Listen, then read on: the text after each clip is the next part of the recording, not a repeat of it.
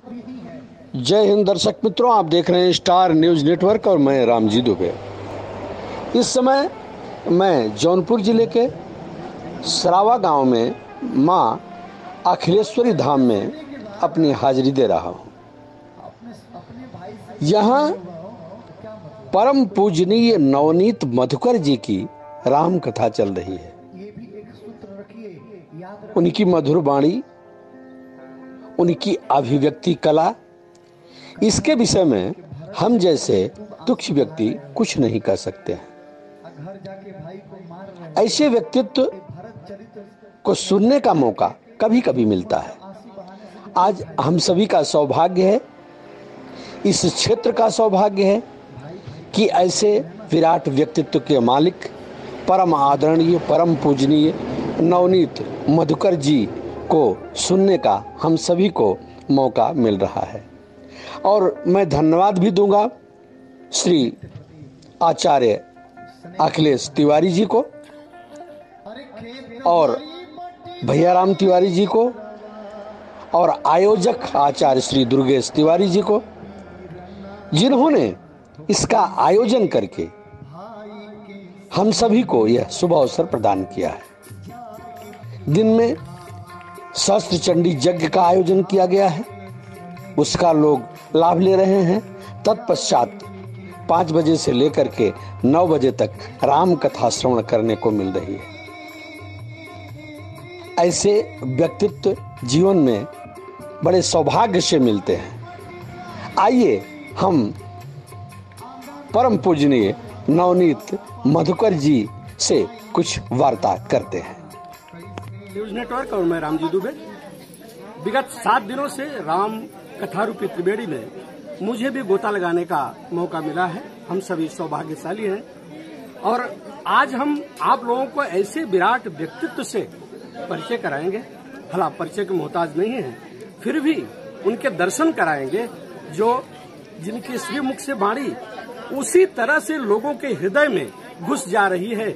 मैं जहां तक सोच रहा हूं कि जैसे भगवान कृष्ण की बांसुरी लोगों के हृदय में घुस जाया करती थी, उसी तरह से गुरुदेव जी का मधुर स्वर आज लोगों के दिलों में, हृदय में घुस जा रहा है और लोग उससे लाभान्वित हो रहे हैं।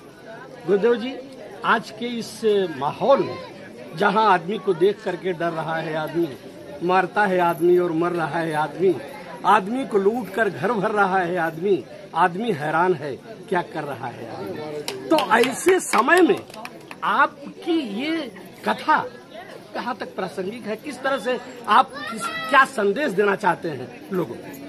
देखिए, अभी वर्तमान में जो भी घटना आप काव्य के माध्यम से आपने बताया, कहीं न कहीं इसको समाप्त करने के लिए मात्र एक ही उपाय है, वो है राम कथा। अगर राम कथा को जीवन में उतार लिया जाए, राम के आदर्शों पे अगर हम चलते हैं, तो कहीं न कहीं ये आदमी में जो झगड़ा फंसा हुआ है, जो आदमी में एक बहुत बड़ा संकट फंसा हुआ है, इस चीज से हम बहुत दूर चले जाएंगे और जीवन सुखमय हो जाएगा। इस चीज से निवृत्ति पाने के लिए मात्र एक ही उपाय है, वो है श्री राम।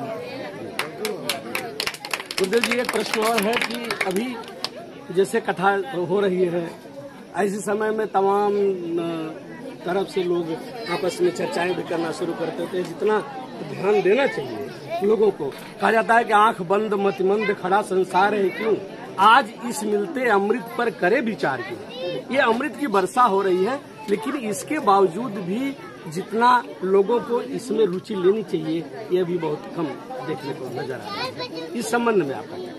देखिए, इस समय क्या है ना कि सबसे बड़ी बात है कि लोग अपने आप को नियंत्रित हैं। जी।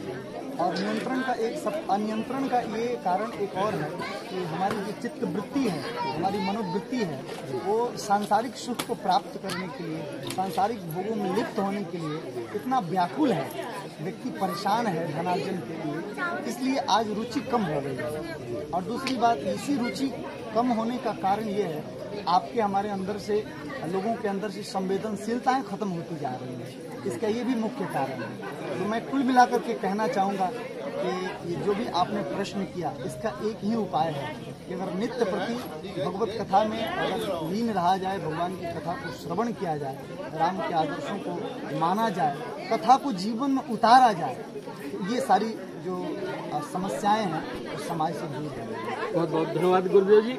और मैं तो सिर्फ यही कहना चाहूँगा लोगों से कि ऐसे व्यक्तित्व जो आज हम सबों को मिले हैं वो फर्श क्या अर्श तक नाम करते हैं। आपकी वाणी और विद्वता को हम सभी प्रणाम करते हैं। बहुत बहुत धन्यवाद।